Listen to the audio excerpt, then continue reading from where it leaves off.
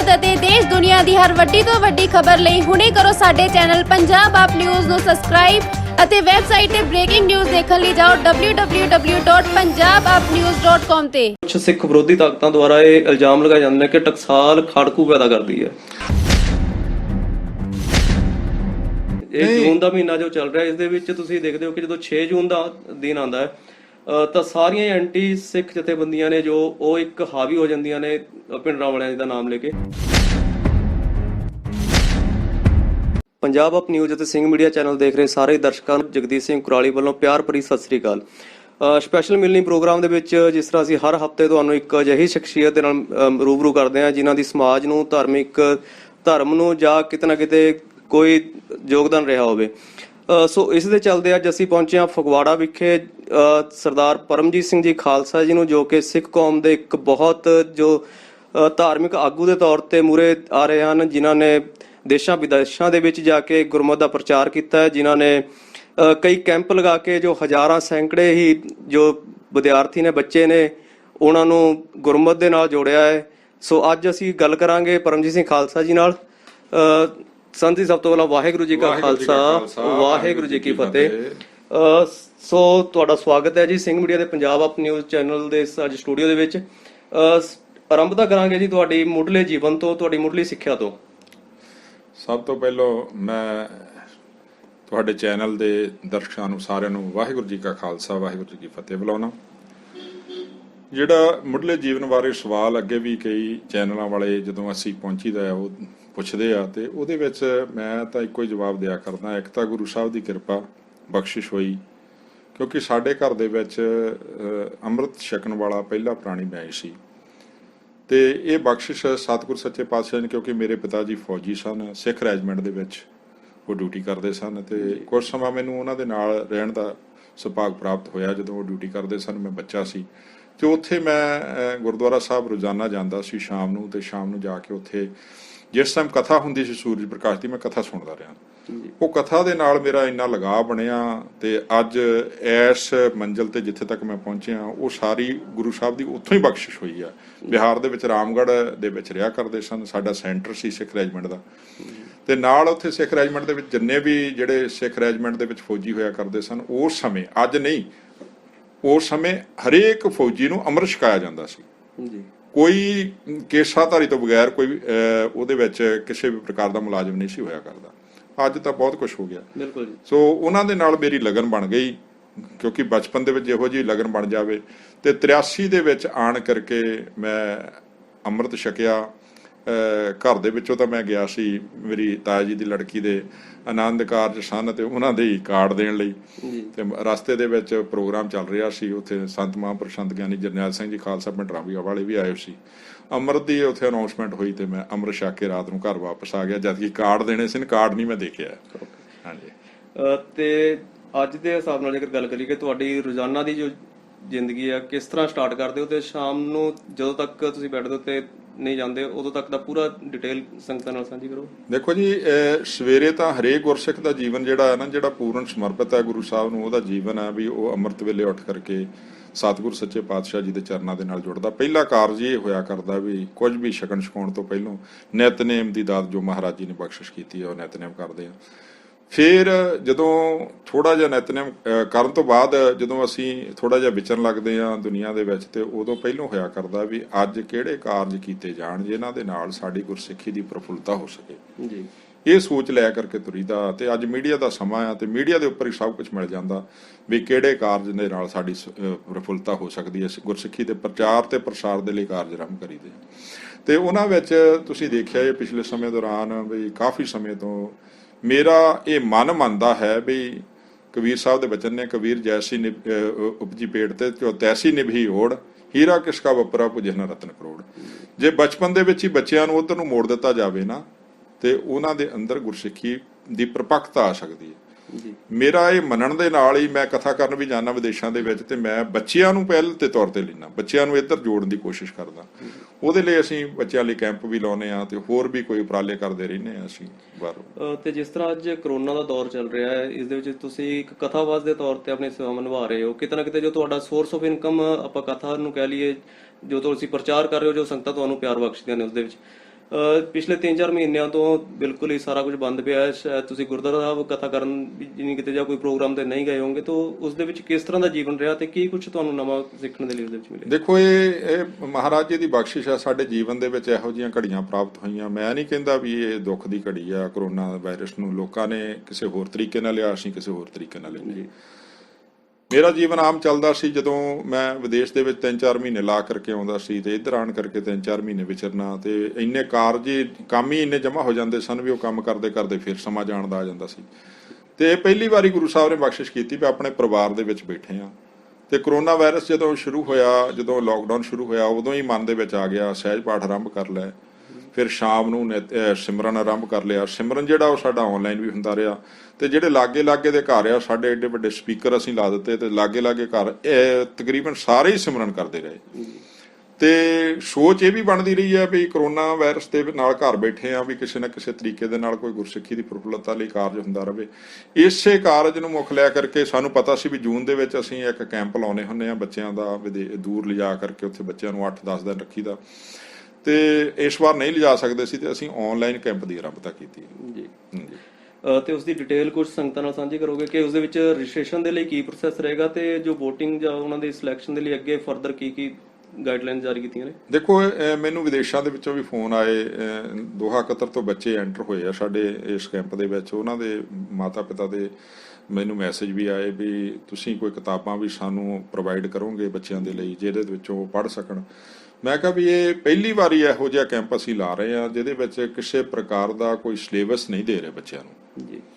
ਅਸੀਂ ਬੱਚਿਆਂ ਦੇ ਅੰਦਰੋਂ ਕੀ ਟੈਲੈਂਟ ਆ, ਉਹਨਾਂ ਦੇ ਟੈਲੈਂਟ ਲੈਣ ਦੇ ਲਈ ਈਵੈਂਟਸ ਕਰਵਾ ਰਹੇ ਹਾਂ। ਤੇ ਉਹ ਜਿਹੜਾ ਆ ਅਸੀਂ ਈਵੈਂਟਸ ਕਰਵਾਉਣੀਆਂ, ਉਹ ਸਾਰੀਆਂ ਸਾਨੂੰ ਮੂਵੀਆਂ ਬਣ ਕਰਕੇ ਆਉਣਗੀਆਂ ਬੱਚਿਆਂ ਦੀਆਂ ਜੀ। ਅਸੀਂ ਦੱਸਾਂਗੇ ਵੀ ਪਹਿਲੋਂ WhatsApp ਜਿਹੜੇ ਬੱਚੇ ਰਜਿਸਟ੍ਰੇਸ਼ਨ ਹੋ ਜੂਗੀ ਉਹਨਾਂ ਨੂੰ WhatsApp ਤੇ ਜਾ ਕਰਕੇ ਦੱਸਾਂਗੇ ਵੀ ਤੁਸੀਂ ਆਹ ਮੂਵੀ ਇਸ ਤਰੀਕੇ ਦੇ ਨਾਲ ਬਣਾ ਕਰਕੇ ਭੇਜਣੀ ਆ। ਤੁਹਾਡਾ ਟੈਲੈਂਟ ਕੁਝ ਤੁਸੀਂ ਏਜ ਗਰੁੱਪ ਰੱਖੇ ਨੇ ਜਾਂ ਕਿਸ ਤਰ੍ਹਾਂ? ਹਾਂ, ਹਾਲ ਦੀ ਘੜੀ ਅਸੀਂ ਸੋਚ ਲਿਆ ਕਰਕੇ ਜਦੋਂ ਤੁਰੇ ਸੀ 5 ਤੋਂ 15 ਸਾਲ ਦਾ ਏਜ ਗਰੁੱਪ ਰੱਖਿਆ ਸੀ। ਪਰ ਨਾਲ ਹੀ ਨਾਲ ਮੈਨੂੰ ਕੈਨੇਡਾ ਦੀ ਧਰਤੀ ਤੋਂ ਪਹਿਲਾ ਫੋਨ ਆਇਆ ਜਿੱਥੇ ਸਾਡੇ ਕੈਂਪ ਦੇ ਵਿੱਚ ਇੱਕ ਬੱਚੀ ਬਹੁਤ ਨੌਜਵਾਨ ਜਿਹੜੀ ਗੁਰਸਿੱਖੀ ਨੂੰ ਧਾਰਨ ਕਰਕੇ ਪਹੁੰਚੀ ਹੋਈ ਆ, ਉਹਦਾ ਫੋਨ ਆਇਆ ਵੀ ਬਾਬਾ ਜੀ ਤੁਸੀਂ ਏਜ ਗਰੁੱਪ 15 ਸਾਲ ਤੱਕ ਰੱਖ ਦਿੱਤੀ। ਮੈਂ ਸਾਰਾ ਕੁਝ ਹੀ ਕੈਂਪ ਦੇ ਵਿੱਚੋਂ ਸਿੱਖਿਆ ਆ ਤੇ ਸਾਡੇ ਲਈ ਕੀ ਰੱਖਿਆ। ਮੈਂ ਉਹਨਾਂ ਨੂੰ ਇਹ ਭਰੋਸਾ ਦਿੱਤਾ ਔਰ ਨਾਲ ਮੈਂ ਇਹ ਗੱਲ ਵੀ ਕਰ ਰਿਹਾ ਵੀ ਇਹ ਜਦੋਂ ਕੈਂਪ ਕਾਮਯਾਬ ਹੋ ਜਾਵੇਗਾ ਉਦੋਂ ਬਾਅਦ ਹੀ 15 ਤੋਂ 22 ਸਾਲ ਤੱਕ ਅਸੀਂ ਫੇਰ ਦੁਬਾਰਾ ਆਰੰਭ ਕਰਾਂਗੇ। ਸੋ ਜਿਸ ਤਰ੍ਹਾਂ ਤੁਹਾਡਾ ਆਰੰਭਤਾ ਕਹਿ ਲਈਏ ਆਪਾਂ, ਟਕਸਾਲ ਦੇ ਵਿੱਚ ਤੁਸੀਂ ਕਾਫੀ ਸਮਾਂ ਬਤੀਤ ਕੀਤਾ ਹੈ, ਉਸ ਦੇ ਬਾਰੇ, ਉੱਥੋਂ ਰਹਿਣੀ ਸਹਿਣੀ ਬਾਰੇ ਕੁਝ ਸੰਗਤਾਂ ਨਾਲ ਚੱਲਣਾ ਪਵੇਗਾ। ਔਰ ਅਕਸਰ ਜੋ ਕੁਝ ਸਿੱਖ ਵਿਰੋਧੀ ਤਾਕਤਾਂ ਦੁਆਰਾ ਇਹ ਇਲਜ਼ਾਮ ਲਗਾਏ ਜਾਂਦੇ ਨੇ ਕਿ ਟਕਸਾਲ ਖਾੜਕੂ ਪੈਦਾ ਕਰਦੀ ਹੈ। ਨਹੀਂ ਜੀ, ਦੇਖੋ ਟਕਸਾਲ ਦੇ ਵਿੱਚ ਮੈਂ ਵੀ ਰਿਹਾ। ਮੇਰੇ ਜੀਵਨ ਦੇ ਵਿੱਚ ਦੇਖੋ ਤੁਸੀਂ ਕਿਤੇ ਦੇਖ ਸਕਦੇ ਹੋ ਜਾਂ ਕਿਸੇ ਨੂੰ ਪੁੱਛ-ਗਿੱਛ ਕਰ ਸਕਦੇ ਹੋ, ਕਦੀ ਵੀ ਇਹੋ ਜਿਹੀ ਕੋਈ ਗੱਲ ਨਹੀਂ ਖਾੜਕੂਆਂ ਵਾਲੀ। ਪਰ ਜਿੱਥੇ ਹੱਕ ਦੀ ਗੱਲ ਆਉਂਦੀ ਹੈ ਉਹ ਤਾਂ ਇੱਕ ਪਰਿਵਾਰ ਦੇ ਵਿੱਚ ਵੀ ਰਹੀਏ ਨਾ, ਤੇ ਅਸੀਂ ਆਪਣਾ ਹੱਕ ਪਰਿਵਾਰ ਦੇ ਵਿੱਚੋਂ ਵੀ ਮੰਗੀਦਾ ਹੈ। ਕਈ ਵਾਰੀ ਸ਼ਰੀਕੇ ਭਾਈਚਾਰੇ ਦੀਆਂ ਲੜਾਈਆਂ ਜਿਹੜੀਆਂ ਹੁੰਦੀਆਂ ਨੇ ਉਹ ਇਸੇ ਹੱਕ ਦੀ ਖਾਤਰ ਹੁੰਦੀਆਂ ਨੇ। ਤੇ ਨਾਲ ਦੀ ਨਾਲ ਜਿੱਥੇ ਟਕਸਾਲ ਦੇ ਵਿੱਚ ਉੱਥੇ ਗੁਰਮਤਿ ਦੀ ਵਿੱਦਿਆ ਦਿੱਤੀ ਜਾਂਦੀ ਹੈ। ਟਕਸਾਲ ਦੇ ਵਿੱਚ ਮੈਂ ਵੀ ਰਿਹਾ। ਮੇਰੇ ਜੀਵਨ ਦੇ ਵਿੱਚ ਦੇਖੋ ਤੁਸੀਂ ਕਿਤੇ ਦੇਖ ਸਕਦੇ ਹੋ ਜਾਂ ਕਿਸੇ ਨੂੰ ਪੁੱਛ-ਗਿੱਛ ਕਰ ਸਕਦੇ ਹੋ, ਕਦੀ ਵੀ ਇਹੋ ਜਿਹੀ ਕੋਈ ਗੱਲ ਨਹੀਂ ਖਾੜਕੂਆਂ ਵਾਲੀ। ਪਰ ਜਿੱਥੇ ਹੱਕ ਦੀ ਗੱਲ ਆਉਂਦੀ ਹੈ ਉਹ ਤਾਂ ਇੱਕ ਪਰਿਵਾਰ ਦੇ ਵਿੱਚ ਵੀ ਰਹੀਏ ਨਾ, ਤੇ ਅਸੀਂ ਆਪਣਾ ਹੱਕ ਪਰਿਵਾਰ ਦੇ ਵਿੱਚੋਂ ਵੀ ਮੰਗੀਦਾ ਹੈ। ਕਈ ਵਾਰੀ ਸ਼ਰੀਕੇ ਭਾਈਚਾਰੇ ਦੀਆਂ ਲੜਾਈਆਂ ਜਿਹੜੀਆਂ ਹੁੰਦੀਆਂ ਨੇ ਉਹ ਇਸੇ ਹੱਕ ਦੀ ਖਾਤਰ ਹੁੰਦੀਆਂ ਨੇ। ਤੇ ਨਾਲ ਦੀ ਨਾਲ ਜਿੱਥੇ ਟਕਸਾਲ ਦੇ ਵਿੱਚ ਉੱਥੇ ਗੁਰਮਤਿ ਦੀ ਵਿੱਦਿਆ ਦਿੱਤੀ ਜਾਂਦੀ ਹੈ। ਮੇਰਾ ਸੰਬੰਧ ਰਿਹਾ ਟਕਸਾਲ ਦੇ ਵਿੱਚ। ਮੈਂ ਕੁਝ ਸਮਾਂ ਟਕਸਾਲ ਦੇ ਅੰਦਰ ਵੀ ਰਿਹਾ, ਵਿਦੇਸ਼ਾਂ ਦੇ ਵਿੱਚੋਂ ਬਾਹਰੋਂ ਅੰਦਰੋਂ ਵੀ ਜਿੱਥੇ ਵੀ ਰਹੇ ਹਾਂ, ਬਾਹਰ ਬੰਬੇ ਵੀ ਰਿਹਾ, ਉੱਥੇ ਵੀ ਮੇਰਾ ਟਕਸਾਲ ਦੇ ਨਾਲ ਸੰਬੰਧ ਰਿਹਾ। ਵਿਦਿਆਰਥੀ ਮਿਲਦੇ ਰਹਿੰਦੇ ਰਹੇ, ਗੁਰਸਿੱਖ ਪਿਆਰੇ ਮਿਲਦੇ ਰਹੇ। ਤੇ ਉੱਥੇ ਪਹਿਲੀ ਜਿਹੜੀ ਗੱਲ ਹੈ ਨਾ, ਬੱਚੇ ਨੂੰ ਜੀਵਨ ਦਾ ਢੰਗ ਜਿਹੜਾ ਕਿ ਜ਼ਰੂਰੀ ਹੈ। ਅਸੀਂ ਸਕੂਲਾਂ ਦੇ ਵਿੱਚੋਂ ਨੌਲੇਜ ਪ੍ਰਾਪਤ ਕਰਦੇ ਹਾਂ ਜਦੋਂ ਸਕੂਲਾਂ ਦੇ ਵਿੱਚ ਜਾਂਦੇ ਹਾਂ, ਤੇ ਨੌਲੇਜ ਜਿਹੜੀ ਆ ਨਾ ਉਹ ਸਕੂਲੀ ਨੌਲੇਜ ਜਿਹੜੀ ਆ ਉਹ ਸਾਡੇ ਵਿਵਹਾਰਿਕ ਵਿੱਦਿਆ ਅਸੀਂ ਨਾਮ ਦਿੱਤਾ ਹੋਇਆ। ਵਿਵਹਾਰਿਕ ਵਿੱਦਿਆ ਹੁੰਦੀ ਆ ਵੀ ਅਸੀਂ ਕੋਈ ਨਾ ਕੋਈ ਕੰਮਕਾਰ ਕਰਨਾ ਵੱਡੇ ਹੋ ਕੇ ਉਸ ਤਰੀਕੇ ਨਾਲ। ਤੇ ਜਿਹੜਾ ਜੀਵਨ ਆਪਣਾ ਬਣਾਉਣਾ ਨਾ ਉਹ ਗੁਰਬਾਣੀ ਦੇ ਆਧਾਰ ਤੇ ਹੀ ਬਣ ਸਕਦਾ ਆ ਜੀ। ਤੇ ਜੀਵਨ ਬਣਾ ਕਰਕੇ ਉੱਥੋਂ ਕੱਢੇ ਜਾਂਦੇ, ਕੋਈ ਕਥਾਵਾਚਕ ਬਣਦਾ, ਕੋਈ ਪ੍ਰਚਾਰਕ ਬਣਦਾ ਆ, ਕੋਈ ਉੱਥੇ ਪਾਠੀ ਬਣਦਾ ਆ, ਕੋਈ ਇਸੇ ਤਰ੍ਹਾਂ ਕੀਰਤਨੀਆ ਬਣਦਾ ਆ। ਮੈਨੂੰ ਤਾਂ ਪਤਾ ਨਹੀਂ ਵੀ ਕਿਹੜੇ ਅੱਤਵਾਦੀਆਂ ਦੀ ਲੋਕੀ ਗੱਲਾਂ ਕਰਦੇ ਨੇ। ਜਿਹੜੀ ਅੱਤਵਾਦੀ ਦੀ ਗੱਲ ਕਹਿੰਦੇ ਨੇ, ਜੇ ਸਾਨੂੰ ਆਪਣਾ ਹੱਕ ਲੈਣਾ, ਮਤਲਬ ਅਸੀਂ ਆਪਣਾ ਹੱਕ ਮੰਗੀਏ ਤੇ ਸਾਨੂੰ ਹੱਕ ਨਾ ਮਿਲੇ, ਤੇ ਜੇ ਅਸੀਂ ਉਹਦੇ ਲਈ ਜਦੋਜਹਿਦ ਕਰੀਏ, ਸੰਘਰਸ਼ ਕਰੀਏ, ਜੇ ਉਹਨੂੰ ਅੱਤਵਾਦ ਕਹਿੰਦੇ ਨੇ ਤੇ ਫਿਰ ਤਾਂ ਸਾਰੇ ਅੱਤਵਾਦੀ ਨੇ, ਘਰਾਂ ਦੇ ਵਿੱਚ ਵੀ ਪੈਦਾ ਹੁੰਦੇ ਨੇ। ਐਕਚੁਅਲੀ ਟਕਸਾਲ ਦਾ ਜਿਸ ਤਰ੍ਹਾਂ ਸੰਤ ਭਿੰਡਰਾਂ ਵਾਲਿਆਂ ਨਾਲ ਜੋੜ ਕੇ ਉਸ ਨੂੰ ਲਗਾਤਾਰ ਇਹ ਜੋ ਆਤੰਕਵਾਦੀ ਦਾ ਦੌਰ ਉਦੋਂ ਤੋਂ ਹੀ ਜ਼ਿਆਦਾਤਰ ਟਕਸਾਲ ਨੂੰ ਮੋਹਰੀ ਬਣਾਇਆ ਜਾਂਦਾ ਹੈ ਕਿ ਭਿੰਡਰਾਂ ਵਾਲੇ ਸੰਤ ਵੀ ਕਿਤੇ ਨਾ ਕਿਤੇ ਟਕਸਾਲ ਦੇ ਮੋਹਰੀ ਰਹੇ ਨੇ, ਮੋਢੀ ਰਹੇ ਨੇ, ਤੇ ਉਹਨਾਂ ਦਾ ਬਾਰੇ ਲਗਾਤਾਰ ਕਿਹਾ ਜਾਂਦਾ ਹੈ ਕਿ ਉਹ ਸਿੱਖ ਕੌਮ ਹੈ, ਉਹਨਾਂ ਨੂੰ ਇੱਕ ਸ਼ਹੀਦ ਦਾ ਦਰਜਾ ਦਿੰਦੀ ਹੈ, ਤੇ ਜੋ ਐਂਟੀ ਸਿੱਖ ਨੇ ਉਹਨਾਂ ਨੂੰ ਉਹ ਇੱਕ ਟੈਰਰਿਸਟ ਦਾ ਦਰਜਾ ਦਿੰਦੇ ਨੇ। ਇਹ ਜੂਨ ਦਾ ਮਹੀਨਾ ਜੋ ਚੱਲ ਰਿਹਾ, ਇਸ ਦੇ ਵਿੱਚ ਤੁਸੀਂ ਦੇਖਦੇ ਹੋ ਕਿ ਜਦੋਂ 6 ਜੂਨ ਦਾ ਦਿਨ ਆਉਂਦਾ ਹੈ ਤਾਂ ਸਾਰੀਆਂ ਐਂਟੀ ਸਿੱਖ ਜਥੇਬੰਦੀਆਂ ਨੇ ਜੋ ਉਹ ਇੱਕ ਹਾਵੀ ਹੋ ਜਾਂਦੀਆਂ ਨੇ ਭਿੰਡਰਾਂ ਵਾਲਿਆਂ ਦਾ ਨਾਮ ਲੈ ਕੇ। ਦੇਖੋ, ਇੱਕ ਇਹ ਸਮੇਂ ਦੇ ਪਿਛਲੇ ਵੀ ਗੱਲ ਚੱਲਦੀ ਰਹੀ, ਹੁਣ ਵੀ ਚੱਲਦੀ ਆ ਵੀ ਸੰਤ ਜਾਣ ਕੇ ਲੋਕੀ ਕਹੀ ਜਾਂਦੇ ਨੇ ਕਈ ਵੀ ਸ਼ਹੀਦ ਨੇ ਕਿ ਨਹੀਂ ਸ਼ਹੀਦ। ਇੱਕ ਅਮਰ ਹੋਇਆ ਕਰਦਾ ਸ਼ਹੀਦ ਜਿਹੜਾ ਹਮੇਸ਼ਾ ਦੁਨੀਆ ਦੇ ਉੱਪਰ ਜਿੰਦਾ ਰਹਿੰਦਾ ਜੀ, ਉਹਨੂੰ ਕਹਿੰਦੇ ਨੇ ਅਮਰ ਸ਼ਹੀਦ। ਤੇ ਦੂਜੀ ਗੱਲ ਆ, ਉਹ ਜੀਂਦੇ ਵੀ ਨੇ ਕਿਉਂਕਿ ਉਹਨਾਂ ਦੇ ਵਿਚਾਰ ਜੀਂਦੇ ਨੇ ਸਾਡੇ ਵਿੱਚ, ਅੱਜ ਵੀ ਜੀਂਦੇ ਨੇ ਉਹ। ਜਿੱਥੇ ਤੱਕ ਗੱਲ ਆਤੰਕਵਾਦ ਦੀ ਰਹੀ ਆ, ਜਾਂ ਤੁਸੀਂ ਕਹਿੰਦੇ ਹੋ ਵੀ ਅੱਤਵਾਦੀ ਉਹਨਾਂ ਨੂੰ ਕਿਹਾ ਜਾਂਦਾ ਸੀ, ਜਾਂ ਉਹਨਾਂ ਦੇ ਨਾਲ ਸਰਕਾਰ ਵਿਰੋਧਤਾ ਕਰਦੀ ਹੈ, ਹੁਣ ਵੀ ਕਹਿੰਦੀ ਹੈ ਸਰਕਾਰ ਦੇ ਲੋਕ ਕਹਿੰਦੇ ਨੇ ਵੀ ਉਹ ਅੱਤਵਾਦੀ ਸੀ ਜੀ।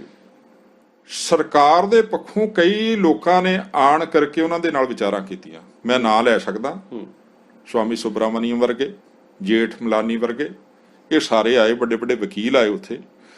ਵਿਦੇਸ਼ਾਂ ਦੇ ਵਿੱਚੋਂ ਚੱਲ ਕਰਕੇ ਵੀ ਕਈ ਹੋਰ ਧਰਮਾਂ ਦੇ ਲੋਕ ਵੀ ਆਏ। ਜਦੋਂ ਸੰਤਾਂ ਦੇ ਨਾਲ ਵਿਚਾਰ ਵਟਾਂਦਰਾ ਹੋਇਆ, ਜਿਵੇਂ ਤੁਸੀਂ ਪੱਤਰਕਾਰ ਆਏ ਹੋ ਨਾ, ਇਸੇ ਪ੍ਰਕਾਰ ਉੱਥੇ ਬੜੇ ਪੱਤਰਕਾਰ ਆਏ। ਜਦੋਂ ਵਿਚਾਰ ਚੱਲਦੀ ਸੀ, ਸੰਤ ਉਹਨਾਂ ਨੂੰ ਵਿਚਾਰ ਦਿੰਦੇ ਸੀ ਤੇ ਉਹ ਮੰਨ ਜਾਂਦੇ ਸੀ ਵੀ ਇਹ ਹੱਕ ਨੇ ਸਾਡੇ। ਅਸੀਂ ਹਰੇਕ ਨੂੰ ਇਸ ਦੁਨੀਆ ਦੇ ਵਿੱਚ ਜਿਹੜਾ ਵੀ ਇਨਸਾਨ ਆਇਆ ਹੈ ਨਾ, ਉਹਨੂੰ ਪ੍ਰਮਾਤਮਾ ਵੱਲੋਂ ਹੱਕ ਦਿੱਤੇ ਗਏ ਨੇ, ਤੇ ਉਹ ਹੱਕ ਲੈਣਾ ਸਾਡੀ ਜਦੋਜਹਿਦ ਕਹਿ ਦਈਏ, ਸੰਘਰਸ਼ ਕਹਿ ਦਈਏ। ਜਦੋਂ ਅਸੀਂ ਉਹ ਹੱਕ ਲੈਣ ਲਈ ਸੰਘਰਸ਼ ਕਰਦੇ, ਸਾਨੂੰ ਅੱਤਵਾਦੀ ਕਰਤਾਨਿਆ ਜਾਂਦਾ। ਪਰ ਨਹੀਂ, ਸਤਿਗੁਰੂ ਸੱਚੇ ਪਾਤਸ਼ਾਹ ਜੀ ਦੀ ਕਿਰਪਾ ਦੁਆਰਾ ਜਿਹੜੇ ਹੱਕ ਲੈ, ਜੇ ਅੱਤਵਾਦੀ ਸੀ ਤੇ ਫਿਰ ਉਹਨਾਂ ਨੂੰ ਜੇਲ੍ਹਾਂ ਦੇ ਵਿੱਚ ਜਾ ਕਰਕੇ ਮੰਦਿਰ ਬਣਾਉਣ ਦੀ ਕੀ ਲੋੜ ਸੀ ਜੀ। ਜੇ ਉਹ ਅੱਤਵਾਦੀ ਸੀ ਤੇ ਫਿਰੋਜ਼ਪੁਰ ਦੇ ਰਹਿਣ ਵਾਲੇ, ਉਸ ਇਲਾਕੇ ਦੇ ਰਹਿਣ ਵਾਲੇ ਹਿੰਦੂ ਧਰਮ ਦੇ ਵਿੱਚੋਂ ਆਣ ਕਰਕੇ ਸੰਤਾਂ ਦੇ ਕੋਲ ਇਹ ਗੱਲ ਕਿਉਂ ਕਹਿ ਰਿਹਾ ਵੀ ਮੇਰੀ ਧੀ ਨੂੰ ਇੱਕ ਬੰਦਾ ਚੱਕ ਲਿਆ? ਉਹ ਨਾ ਕੁੜੀਆਂ ਨੂੰ, ਬੱਚਿਆਂ ਨੂੰ ਛਡਾਉਣ ਵਾਲੇ ਕੌਣ ਸਨ ਜੀ? ਸੰਤ ਜਰਨੈਲ ਸਿੰਘ ਜੀ। ਤੇ ਇਸੇ ਪ੍ਰਕਾਰ ਇੱਥੇ ਕਪੂਰਥਲੇ ਦੇ ਵਿੱਚ ਕੁਝ ਹਿੰਦੂ ਧਰਮ ਦੇ ਗ੍ਰੰਥ ਸਾੜੇ ਗਏ ਸਨ, ਤੇ ਉਹਨਾਂ ਗ੍ਰੰਥਾਂ ਦੇ ਬਦਲੇ ਗੁੱਸਾ ਇਸ ਗੱਲ ਦਾ ਸੰਤਾਂ ਨੇ ਵੀ ਕੀਤਾ ਵੀ ਕਿਉਂ ਸਾੜੇ ਗਏ ਨੇ, ਤੇ ਉਹਨਾਂ ਦੇ ਨਾਲ ਸਹਿਮਤੀ ਵੀ ਪ੍ਰਗਟਾਈ ਹਿੰਦੂਆਂ ਦੇ ਨਾਲ। ਕਿਤੇ ਕੋਈ ਇਹੋ ਜਿਹੀ ਗੱਲ ਨਹੀਂ। ਹਰੇਕ ਧਰਮ ਨੂੰ, ਹਰੇਕ ਧਰਮ ਦੇ ਵਿੱਚ ਰਹਿਣ ਵਾਲੇ ਵਿਅਕਤੀ ਨੂੰ ਉਹਨਾਂ ਨੇ ਇਹੋ ਸੁਨੇਹਾ ਦਿੱਤਾ ਵੀ ਆਪਣੇ ਧਰਮ ਦੇ ਵਿੱਚ ਪਰਪੱਕਤਾ ਹਰੇਕ ਲਈ ਜ਼ਰੂਰੀ ਹੈ। ਬਿਲਕੁਲ। ਸਿੱਖ ਧਰਮ ਦੇ ਵਿੱਚ ਪਰਪੱਕ ਹੋਵੇ, ਹਿੰਦੂ ਧਰਮ ਦੇ ਵਿੱਚ, ਮੁਸਲਮਾਨ ਧਰਮ ਦੇ ਵਿੱਚ। ਉਹਨਾਂ ਨੇ ਕਦੀ ਨਹੀਂ ਕਿਹਾ, ਜਿਵੇਂ ਗੁਰੂ ਸਾਹਿਬਾਂ ਦਾ ਸੰਦੇਸ਼ ਹੈ, ਪੀਰ ਬੁੱਧੂ ਸ਼ਾਹ ਅਗਰ ਆਪਣੇ ਬੱਚਿਆਂ ਨੂੰ, ਆਪਣੇ ਬੇਟਿਆਂ ਨੂੰ ਸ਼ਹੀਦ ਕਰਵਾਉਂਦੇ ਨੇ, ਆਪਣੇ ਮਰੀਦਾਂ ਨੂੰ ਸ਼ਹੀਦ ਕਰਵਾਉਂਦੇ ਨੇ, ਤੇ ਕਿਤੇ ਗੁਰੂ ਗੋਬਿੰਦ ਸਿੰਘ ਮਹਾਰਾਜ ਜੀ ਨੇ ਇਹ ਨਹੀਂ ਕਿਹਾ ਵੀ ਪਹਿਲਾਂ ਤੁਸੀਂ ਸਿੱਖ ਬਣੋ, ਅੰਮ੍ਰਿਤ ਛਕੋ, ਜਾਂ ਇੱਧਰ ਆਣ ਕੇ ਸਿੱਖ ਬਣ ਕੇ ਫੇਰ ਤੁਸੀਂ ਜੰਗ ਦੇ ਵਿੱਚ ਲੱਗ ਸਕਦੇ ਹੋ। ਉਹਨਾਂ ਨੂੰ ਓਨਾ ਮਾਣ ਸਤਿਕਾਰ ਦਿੱਤਾ। ਗਨੀ ਖਾਨ, ਨਬੀ ਖਾਨ ਨੇ ਗੁਰੂ ਗੋਬਿੰਦ ਸਿੰਘ ਮਹਾਰਾਜ ਜੀ ਦੀ ਸੇਵਾ ਕੀਤੀ, ਉਹਨਾਂ ਦਾ ਸਤਿਕਾਰ ਅੱਜ ਸਿੱਖ ਕੌਮ ਦੇ ਵਿੱਚ ਵੀ ਓਨਾ ਹੀ ਹੈ ਜੀ। ਤੇ ਜਿਹੜੇ ਹਿੰਦੂ ਵੀਰ ਵੀ ਹੋਏ ਆ, ਹਿੰਦੂ ਵੀ ਗੁਰਮੁਖ ਪਿਆਰੇ ਹੋਏ ਆ, ਮਾਣ ਸਨਮਾਨ ਉਹਨਾਂ ਨੂੰ ਵੀ ਓਨਾ ਹੀ ਮਿਲਦਾ। ਟੋਡਰਮਲ ਵਰਗਿਆਂ ਨੂੰ, ਬਿਲਕੁਲ ਹੈ ਨਾ, ਉਹਨਾਂ ਨੂੰ ਕਿੰਨਾ ਮਾਣ ਸਤਿਕਾਰ ਸਿੱਖ ਕੌਮ ਦਿੰਦੀ ਹੈ। ਤੇ ਜਿਸ ਤਰ੍ਹਾਂ ਆਪਾਂ ਗੱਲ ਕਰੀਏ ਅੱਜ ਦੀ ਜੀ, ਗੁਰੂ ਸਾਹਿਬ ਨੇ ਇੱਕ ਬਾਟੇ ਦੇ ਵਿੱਚ ਅੰਮ੍ਰਿਤ ਛਕਾ ਕੇ ਸਾਰਿਆਂ ਨੂੰ ਇਕਜੁੱਟਤਾ ਦਾ ਵਿੱਚ ਬੰਨਿਆ ਸੀ। ਅੱਜ ਦੇ ਹਾਲਾਤ ਦੇਖ ਲਈਏ, ਜੇਕਰ ਪ੍ਰਚਾਰਕਾਂ ਨਾਲ ਬਹਿਸ ਰਹੇ ਨੇ, ਤੇ ਪਿੰਡਾਂ 'ਚ ਗੁਰਦੁਆਰਿਆਂ ਦੇ ਅਲੱਗ-ਅਲੱਗ ਪ੍ਰਧਾਨ 2-2 3-3 ਗੁਰਦੁਆਰੇ ਬਣੇ ਨੇ, ਕੋਈ ਮਜ਼੍ਹਬੀਆਂ ਦਾ ਗੁਰਦੁਆਰਾ, ਕੋਈ ਜੱਟਾਂ ਦਾ ਗੁਰਦੁਆਰਾ। ਇਸ ਤਰ੍ਹਾਂ ਹੀ ਪਿੰਡਾਂ ਦੇ ਵਿੱਚ ਤਾਂ ਕਈ ਜਗ੍ਹਾ ਇਹ ਵੀ ਦੇਖਣ ਆਉਂਦਾ ਕਿ ਸ਼ਮਸ਼ਾਨ ਘਾਟ ਵੀ ਵੰਡੇ ਗਏ। ਇਹ ਗੱਲ ਤੁਹਾਡੀ ਕਾਫੀ ਪਰਸੈਂਟ ਤੇ ਜਾ ਕੇ ਜਾਇਜ਼ ਵੀ ਮੰਨੀ ਜਾਂਦੀ ਆ, ਪਰ ਜਿਹੜੇ ਗੁਰਮਤ ਦੇ ਧਾਰਨੀ ਆ ਉਹ ਗੁਰਸਿੱਖ ਇਸ ਗੱਲ ਨੂੰ ਨਹੀਂ ਮੰਨਦੇ, ਜਿਹੜੇ ਗੁਰੂ ਦੇ ਵਚਨਾਂ ਤੇ ਪਹਿਰਾ ਦਿੰਦੇ ਆ ਨਾ। ਜੇਕਰ ਆਪਾਂ ਦੇ ਵੱਡੇ ਪ੍ਰਚਾਰਕਾਂ ਦੀ ਗੱਲ ਕਹਿ ਲਈਏ, ਚਾਹੇ ਹੁਣ ਨਾਮ ਨਹੀਂ ਲਵਾਂਗੇ, ਕਿਸੇ ਸੰਸਥਾ ਦੇ ਮੋਢੀ ਦੀ ਗੱਲ ਕਰ ਲਈਏ, ਤੇ ਉਹ ਵੀ ਇਸ ਤਰ੍ਹਾਂ ਦੇ ਬਿਆਨਬਾਜ਼ੀ ਦੇ ਵਿੱਚ ਆਪਾਂ ਨੂੰ ਫਸਦੇ ਨਜ਼ਰ ਆ ਰਹੇ ਨੇ। ਨਹੀਂ, ਮੈਂ ਜਿਹੜੀ ਗੁਰਮਤ ਦੀ ਗੱਲ ਕਰ ਰਿਹਾ, ਗੁਰਮਤ ਦੇ ਵਿੱਚ ਗੁਰੂ ਸਾਹਿਬ ਨੇ ਕਿਤੇ ਨਹੀਂ ਬਖਸ਼ਿਸ਼ ਕੀਤਾ। ਅੱਜ ਪ੍ਰਚਾਰਕ ਤਾਂ ਸੋਸ਼ਲ ਮੀਡੀਆ ਤੇ ਜਾ ਕੇ ਵੀ ਲੋਕੀ ਬੜੇ ਆਪਣੇ ਆਪ ਨੂੰ ਮਸ਼ਹੂਰ ਕਰ ਗਏ ਨੇ ਜੀ। ਜਿਹੜੀ ਜਦੋਂ ਅਸੀਂ ਗੁਰੂ ਦੀ ਗੱਲ ਕਰਾਂਗੇ ਨਾ, ਗੁਰੂ ਗ੍ਰੰਥ ਸਾਹਿਬ ਮਹਾਰਾਜ ਜੀ ਦੀ ਗੱਲ ਕਰਾਂਗੇ, ਕਿਤੇ ਵੀ ਸਤਿਗੁਰ ਸੱਚੇ ਪਾਤਸ਼ਾਹ ਨੇ ਜਾਤਾਂ ਪਾਤਾਂ 'ਚ ਨਹੀਂ ਵੰਡਿਆ। ਤੇ ਜਿਹੜੇ ਗੁਰਦੁਆਰੇ ਆ, ਗੁਰੂ ਸਾਹਿਬ ਥੋੜੀ ਆਣ ਕੇ ਕਿਸੇ ਨੂੰ ਕਹਿੰਦੇ ਵੀ ਸਾਡੇ ਗੁਰਦੁਆਰੇ ਹੋਰ ਬਣਾਓ ਜੀ, ਜਾਤਾਂ ਪਾਤਾਂ 'ਚ ਵੰਡ ਕੇ ਬਣਾਓ। ਇਹ ਘਟਨਾ ਸਾਡੇ ਨਾਲ ਵੀ ਹੁੰਦੀਆਂ ਨੇ। ਮੈਂ ਇੱਕ ਘਟਨਾ ਤੁਹਾਡੇ ਨਾਲ ਸਾਂਝੀ ਕਰਨਾ ਚਾਹਾਂਗਾ ਕੈਨੇਡਾ ਦੀ। ਮੇਰੀ ਇੱਕ ਜਥੇਬੰਦੀ ਜਿਹੜੀ ਇੰਟਰਨੈਸ਼ਨਲ ਗੁਰਸਿੱਖੀ ਵਿਰਸਾ ਸੰਭਾਲ ਲਹਿਰ ਫਗਵਾੜੇ ਤੋਂ ਚੱਲਦੀ ਆ, ਸਾਰੇ ਪੰਜਾਬ ਦੇ ਵਿੱਚ ਵੀ ਤੇ ਵਿਦੇਸ਼ਾਂ ਦੇ ਵਿੱਚ ਵੀ ਸਾਡੇ ਕੁਝ ਮੈਂਬਰ ਨੇ। ਮੈਂ ਪਿਛਲੇ ਸਮੇਂ ਦੌਰਾਨ ਕੈਨੇਡਾ ਵਿੱਚ ਗਿਆ ਸੀ ਤੇ ਉੱਥੇ ਮੇਰੇ ਮਗਰ ਹੀ ਸਾਡੇ ਇੱਕ ਮੈਂਬਰ ਜਿਹੜੇ ਮਾਸਟਰ ਕਰਨੈਲ ਸਿੰਘ ਜੀ ਆਪਣੇ ਪਰਿਵਾਰ ਸਮੇਤ ਪਹੁੰਚੇ।